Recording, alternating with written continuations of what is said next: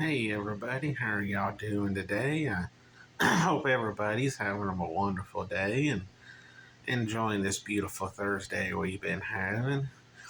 Now with this video, y'all may think I'm crazy, but then again, I have been at Walmart for 24 years, so I may just be. Anyway,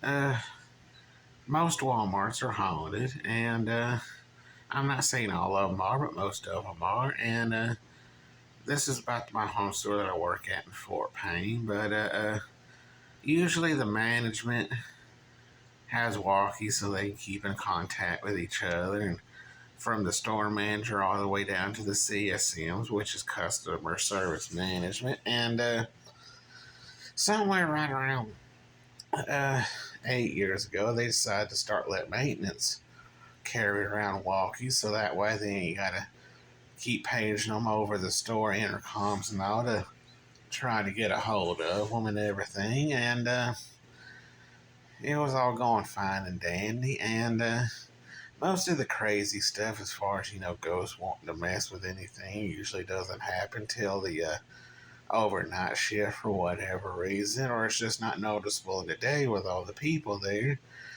But this is one of them nights I had to work from 1 to 10, and about 8:30, I was the only maintenance person left, and there wasn't very many customers in there, and the only people left that really had walkies to really talk to each other was two customer service managers up front, the co-manager and the assistant manager that was going to be working overnights because they work from 8 to 8 no matter what shift they're on, and me. So we know it couldn't have been nobody else's come up missing or somebody stole one to do all this, because when the people that's got walkies leave, they got a place where they lock them up, let them charge, and nobody can get to them except for the person they belong to. So I was sitting back there with the co-manager and assistant manager, and we was just sort of shooting the breeze. I didn't have nothing to do, and they was kind of getting everything ready for the night shift and all their notes they need to discuss with everybody. And we heard this crying coming over the walkie-talkies, and the when it stopped, the co-manager gone there said, "Hey, whoever's messing around needs to quit and everything. It ain't funny."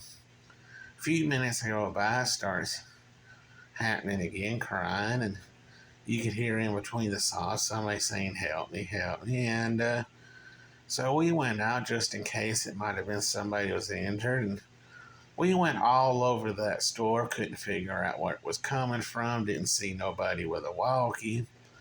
And what few people that were in their shop, and there wasn't many. Like I said, this is a Tuesday night, so there wasn't very many people there, and none of them had our walkies. And it was kind of hard to be able to hack into that, or somebody have a walkie similar to us to be able to be on the channel we was on.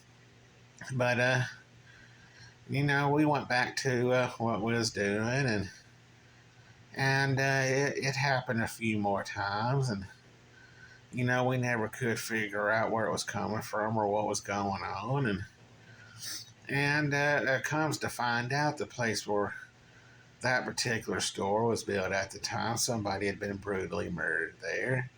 And anybody knows anything about the paranormal or done some deep diving in it or whatever, if somebody experiences a brutal death, the spirit can't be at rest, and they still haunt where they died at.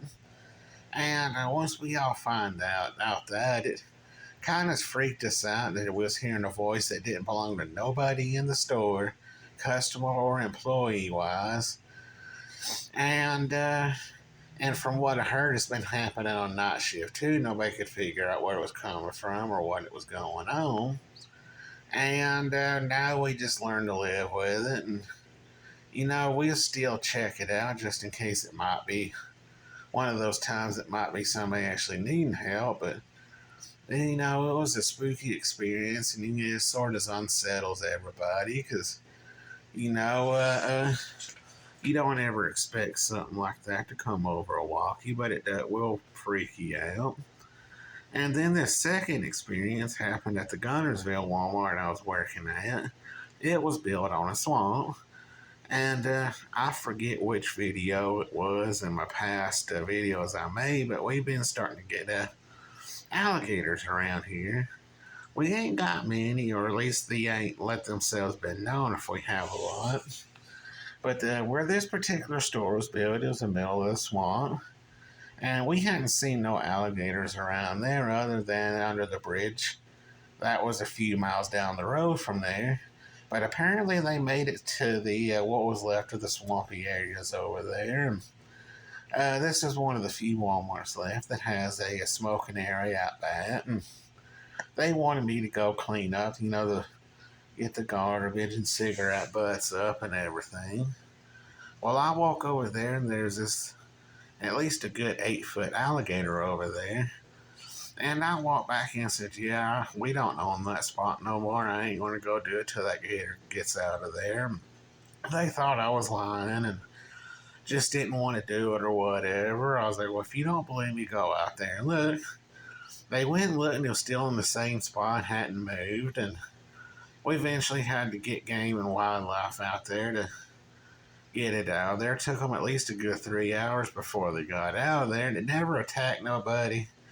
And they ain't figured out why it crawled up to there or anything, because nobody was out there and there was no food.